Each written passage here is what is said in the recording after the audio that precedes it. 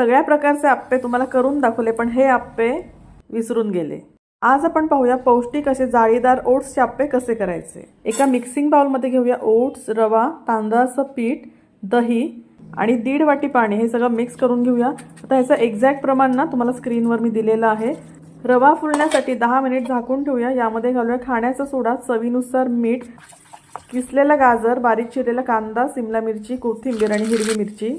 फोडणीमध्ये घालूया जिरं, मोहरी, हिंग, तीळ आणि कढीपत्ता आणि चुरचुरीत फोडणी यामध्ये मिक्स करून घेऊया. बेकिंग सोडा ॲक्टिवेट होण्यासाठी 10 मिनिट पुन्हा झाकून ठेवूया. तेल लावलेल्या आप्पे पात्रामध्ये आपण हे मिश्रण टाकून घेऊया आणि वरून सुद्धा थोडंसं ब्रशने तेल टाकायचं.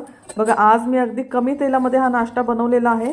आप्पे मस्त टमटम फुगले आहेत, त्याला टर्न करून घेऊया. दुसऱ्या बाजूने देखील ब्रशने थोडंसं तेल टाकून घेतलं आणि बघा मस्त गरमागरम टम्म फुगलेले आपले ओट्सचे आप्पे तयार आहेत. आणि जाळीदार म्हणाल ना तर एकदम स्पॉन्जी आणि जाळीदार हे आप्पे तयार होतात. अशा साध्या सोप्या हेल्दी टेस्टी रेसिपीजसाठी मिमीज किचन मराठीला फॉलो करा.